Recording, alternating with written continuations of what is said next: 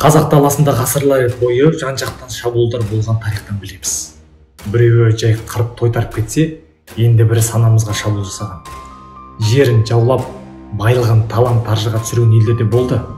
Бірақ тек қана қырып қоймай, соның ішінде санамызды, мәдениетіміз бен дәстүрімізді, жазуымыз, сызуымыздың да ойранын шығарған елдер де болды. Мен бүгінгі тақырыпты біздің ғалым Мекемтас Мырзахметұлының кітапханасынан алып отырмын. Біз орыстың санамызға 300 жылда аса билік жүргізіп, билегісі келген тарихтан оқып келе жатырмыз. Бірақ бүгін біз шашбауын көтеріп жүрген, жақтап жүрген арабтардың қазақ даласына өз діндерін, өз идеологиясын қалай енгізгенін біреу білсе, біреу білмейді. Біз қалай 1000 жылдаған бойы арабтардың идеологиясында уланып келгенімізді, және ары қарай да уланып кете бара жатқанымызды біреу білсе, біреу білмейді. Соны айтып өтетін боламын. Өздеріңіз білетіндей, тарихты тек жеңгендер жазады. Енді сіздерге жеңілгендердің көзқарасымен жеткізуге тырысамын. Мысалы, өлеңге назар аударыңыздаршы. Оң жақтан үнді, парсы, араб келген, сол жақтан шүршіт, моңғол, қалмақ келген. Батыстан Балқан елі қатынаса, шығыстан Қытай, Қашқар, Шая келген. Осындай өлең шумақтарынан біраз мәлімет білуге болады. 7-8 ғасырларда Түркістан өлкесіндегі жер атауларының өзгеруіне әсер еткен, исламиятты зорлықпен енгізген араб халифатының алысты көздеген саясатында жатыр. Оны бізге абай біраз сөз қазақтың түбі қайдан шыққаны туралы тарихи мақаласына ислам дінінің қазақтар арасында қалай тараған әдемі жеткізген. Арабтан бұл Орта Азияға ислам дінін үйретушілер көп әскермен келіп, халықты жаңа дінге қаратып жүргендерінде Кутайба ибн Муслим атты кісі 660-715 жылдар Қашқарға дейін келіп, халықты исламға көндірген деген дерек бар. Түрік халықтарын ислам дініне табындыру жолында Кутайба ибн Муслим олардың ата-баба тарихын, жазу дәстүрін, салт санасын, әдет ғұрып, тіпті елді мекен атауларына дейін арабшамен алмастыруда жергілікті халықтың рухын сындыру үшін қолданған. Себебі бұл тәсіл халықты ислам дініне сіңдіріп, жұтып жіберудің ең тиімді тәсілі еді. Наршахи еңбегінде ұлыстың ұлы күні атанған Наурыз мерекесінде дейін ислам салтындағы арабша атаумен алмастыруға тырысқан дейді. Яғни Наурыз мейрамының орнына құрбан айтқа ауыстырған айтады. Түркістан аумағын жаулап алып, ислам дін зорлықпен енгізген араб халифаты Бұхара қаласынан басқа қалаларды, ондағы көше, төбе, елді мекен, жер су атауларын, тіпті халық атауларының барлығын арабшалап атауға қатты мән берген. Мақсаты не? Халықтың тарихын, салт дәстүрін, ана тілін, салт санасына шығарып, рухани құлдырыққа түсірудің ең тиімді жолы. Кутайба ибн Муслим жергілікті халықты ислам дініне зорлап енгізумен қатар, оларды күштеп арабтандыру саясатын қолданғанның дәлелі араб тілі мемлекеттік кеңсе тіліне, ғылым, әдебиет тіліне айналдырды. Осы жолда ең бірінші мақсаты жазуын жою еді. Жергілікті тілдегі кітаптарды өртеп, мәдени мұраларды қиратып, сауаты бар адамдарды түгел қырып, араб жазуы мен ислам идеологиясын орнықтырды. Қазір түрік тілді халықтардың түп аталары болып саналатын ғұн, сақ, үйсін, қаңлы деген сияқты. Біздің заманымызға дейін ғасырлардан бастап 5-7 ғасырларда қолданылған ортақ жазу, ойма жазу деп аталады. Ғұндар ойма жазуының әріп таңбаларын табумен шектелмей, оны мемлекеттік деңгейге көтерген. Ал тарихтан белгілі жазба деректер болса, қайдан шыққанымызды нақты біле аламыз. Отарлаушы мемлекеттер неге жаулаған жергілікті халықтың алдымен тілі мен дінін жоюды мақсат тұтқан? Өйткені халықтың тарихи жадын өшіру рухани құл қылып жібереді. Араб халифаты 634 пен 710 жылдар арасында, яғни 70-80 жылдың ішінде Сирияны, Иранды, Ауғанды, Иерусалимді, Орта Азияны, Византия, Армения, Египет пен Еуропаның батысын тұтас жаулап алып, оларға ислам діні мен араб тілінің үстемдігін орнатуға тырысты. 775-715 жылдары Тұран өлкесін, 707 жылы Самарқан 713-715 жылдары Бұхара, Шаш пен Ферғана, Қашқарды арабтар түгелімен жаулап алды. Қарсыласқан халықты қырып жойып үстемдігін орнатты. Тұран өлкесін арабтар Түркістан атауымен ауыстырды. Халықтың тарихи санасын жойып жіберу үшін ойма жазу таңбасын араб жазуымен алмастырды. Халық санасын жойып жіберу үшін тек дінін, салтын, тілін, жазуын ғана емес, халық аты мен кісі есімдерін арабшалап қойдырды. Қолжазба кітап атауларын кәпірлікпен айыптап, өртеп жіберді. Сауатты деген кісілердің көздерін жойды. Айтты ғой. Наурыз мерекесін құрбан айтқа ауыстырып, жабайылардың қолымен тұншықтыру саясатын ұстанған. Бұл айғақтар Құтаду білікте айқын көрсетілген. Тұран өлкесіндегі мәдени орындарды тұтас қиратып, қарсыласқан халқын тұтас қырған Құтайбаның қатыгез саясатын тарихшы ғалым Нашқаридің Бұхара тарихи еңбегінде. Кім соғысқа жарамды, бәрінде түгел өлтірді, тірі қалғандарын тұтқын қалды. Байкент жермен жексен етілді. Құтайба мешіттер орнатып, кәпірлік және отқа табынушылықты да жойды деп атап көрсетілген. Араб тілін тура сол қалпында 28 әрібін өзгеріссіз енгізіп жіберуінде саяси астар бар. Бұның соңын кириллица жалғастырды. Араб пен орыс жазу таңбасын бізге зорлықпен енгізген 1000 жылдар өтсе де, бір-бірін айнаға тез қайталаған таңғалдырады.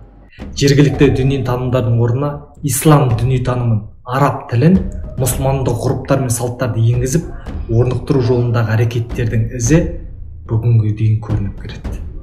8 ғасырдың басында моңғолдар жасаған шабуылда тілге, дінге, салт санаға әсерін тигізген жоқ.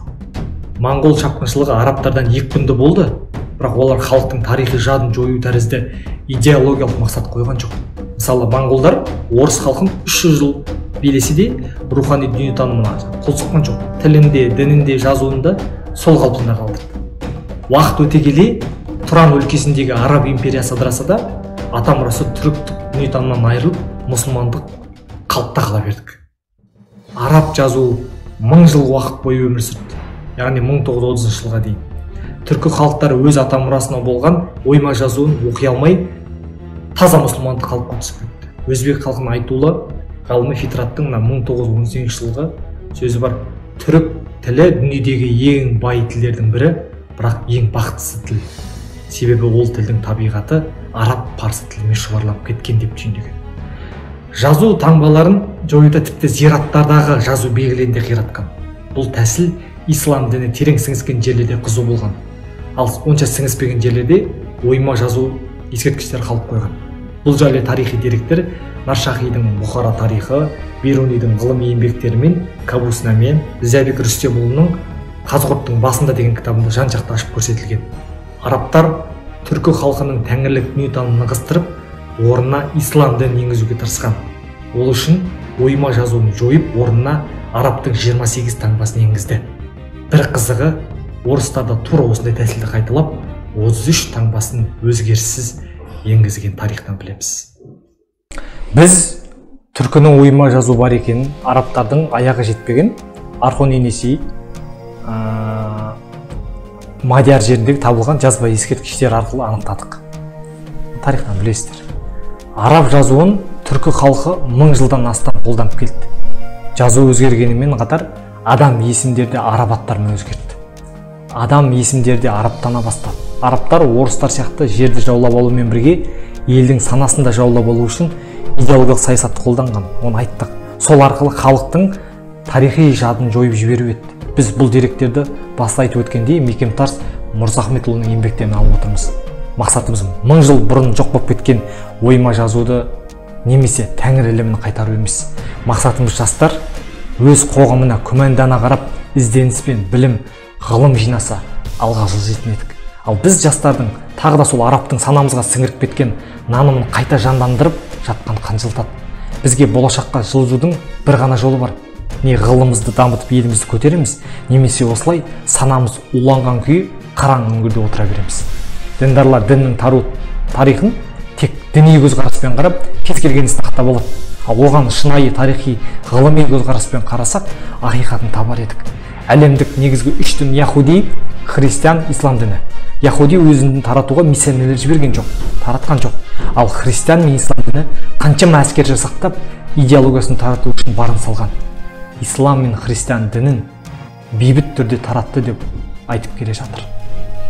Ал бұл сенімсіздеу, мардымсыздау, жалған ақпарат. Ал осы діндер бейбіт түрде қабылдамаған елдерді қалай қырғынға ұшыратқанын білсеңіздер, қаншама миллиондаған адамның қаны жатқан білсеңіздер, бізге көзімізді ашатын уақыт келді. Өткен өтті. Өкінгеннен пайда жоқ. Енді біз ғылым мен білім жинап, қалған ұрпамызға дұрыс нәрсе бере алуымыз керек. Ғылымды бірінші қойған елдер 200-300 жыл алға дамып кетті. Бізге қараңғы қиялдың төменде қалып қоймай, оянуымыз керек.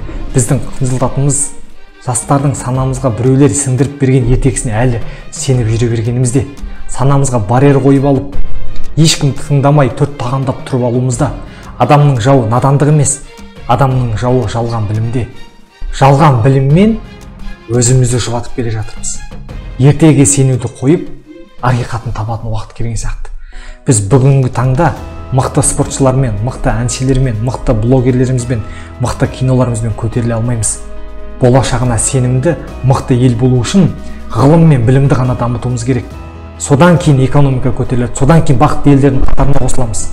Осыларды білу үшін міндетті түрде ғалым болудың қажет жоқ. Қазір білектің күші ештеңе шешпейді.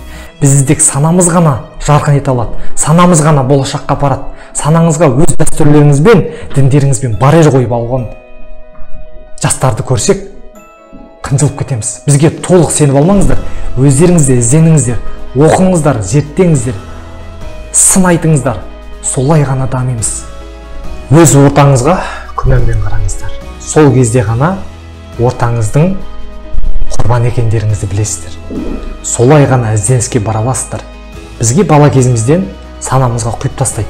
Сен қазақсың, сен өз ұлтыңа ғана қызмет жаса, сен мұсылмансың, мұсылман болып келесің, мұсылман болып кетесің. Менің ойымша, жалпы гуманды ойлайтын кез келген адам сенің қай дінде болатыныңа, қай принциптермен жүретініңе мән бермейді. Бастысы сен ешкімге зияның тимейді. Солай ғой.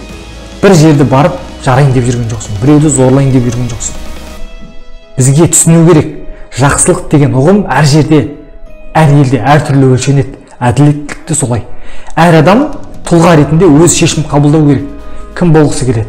Қай дінді ұстанғысы келеді? Мүмкін мүлдем дінді ұстанғысы келмейтін шығар. Адамдар ұстанатын дініне қарай емес, жасаған іс-әрекеттеріне қарай бағалауды үйренуіміз керек. Біз түсінуіміз керек. Ізгілік, мораль діннен тумайды, адамның өзінен туады. Адамды адам ететін оның дін емес, ұлт емес, адамның жасаған іс-әрекеттері, адамның өзі. Бізге ел не дейді, ертең не айтатын болды, бізді қара бет қыласын деп ұялудың керегі жоқ. Бастысы Ницше айтпақшы, нені бақыт деп санайсың, соны істе. Бүгінде біздер іздеген сұрақтарға тек ғылым жауап бере алады. Санаңыздағы дәстүрлеріңіз бен дініңіз ұстап тұрған барьерді сындыру керек. Біз светский государство, яғни зайырлы мемлекетпіз. Бізде кез келген адам мұсылман бола алады, кез келген адам христиан, тәңірлік жолын ұстана алады. Қаласа агностик немесе атеист те бола алады. Сізді қинап бір дінге кіргізуге ешкімнің құқығы жоқ. Әр адам өз еркі. Қай дінді, қай жолмен жүретіні іздену керек.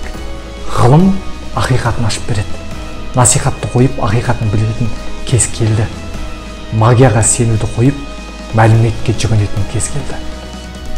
Ізденейік. Рахмет.